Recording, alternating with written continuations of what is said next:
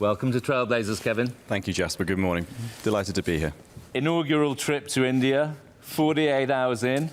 How's it going?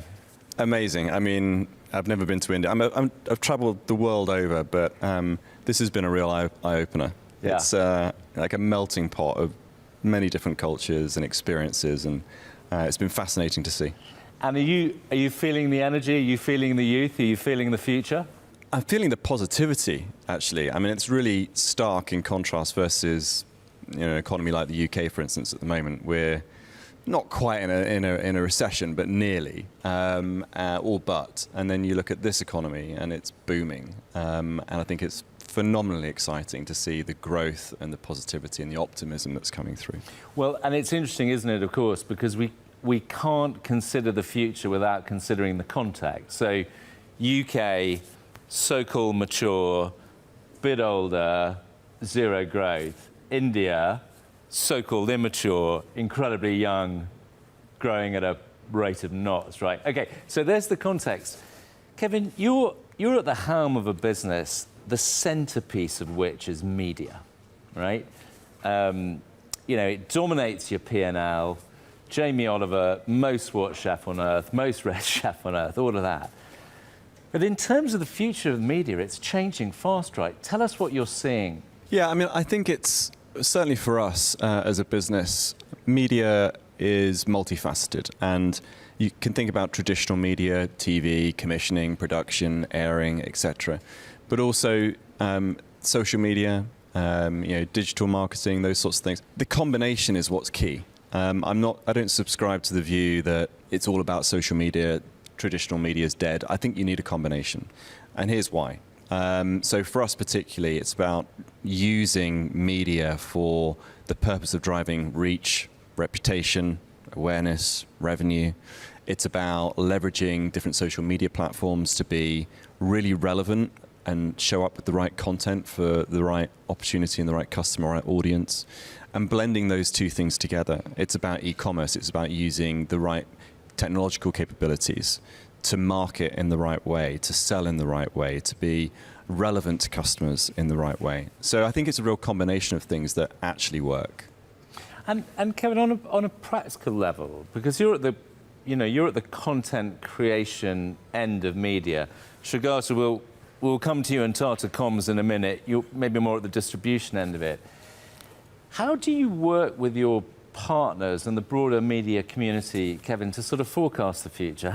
How do you keep a weather eye on where all of this is going? I think that's just about being aware and close to consumers, to market trends, to being open to innovation, to thinking about what the possibilities are and testing for them. I'm a big believer in fail fast, right? And what do I mean by that? I mean, if you have an amazing idea, if you have a perspective on what's coming, just test it. Because you don't know the future. Because you don't know, problem with right? The future. You just don't know. And I think consumers throughout my whole career, listen, I started in marketing a long time ago, 30 odd plus years ago. And the one thing I've learned is either they don't know what they want or they can't forecast what they want, and neither can you. And actually, no amount of research is actually going to tell you accurately what the future is going to do. And I think, therefore, you have to have a real kind of perspective on testing stuff and keeping on testing stuff and thinking about, oh, how could that be useful? How can I show up here? What might the customer do with that? How are they going to react?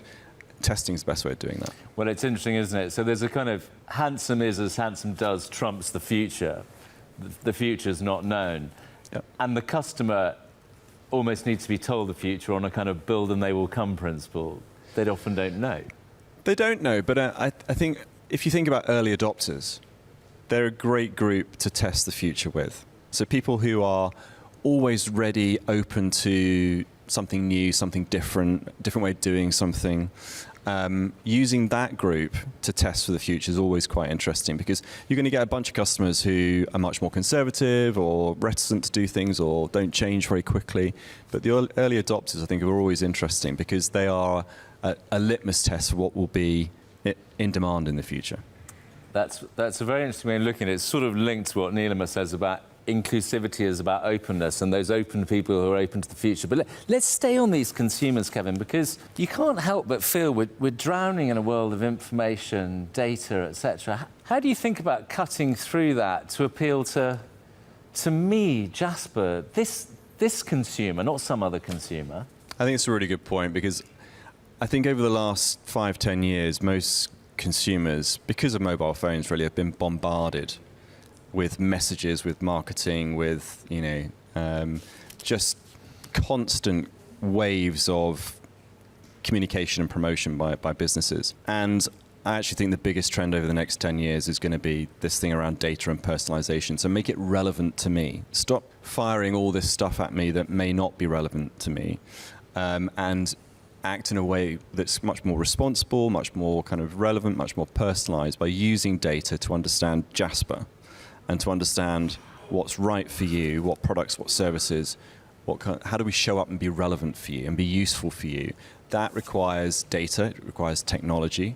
Technology doesn't date, technology that updates constantly, and insight to understand what it is about you and what you like that makes what we do useful and relevant to you. And this thing, we often talk about this on the show, it's kind of a holy grail of marketing. Are you confident it's going to happen, Kevin? In the sense, a lot of people talk about it, but I still don't feel Jasperish. I can see it happening. I mean, I'll give you a for instance.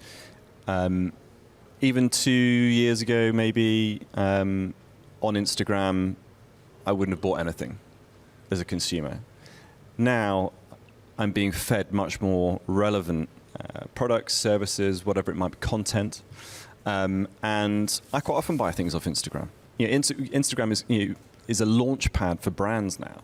That wasn't the case a few years ago.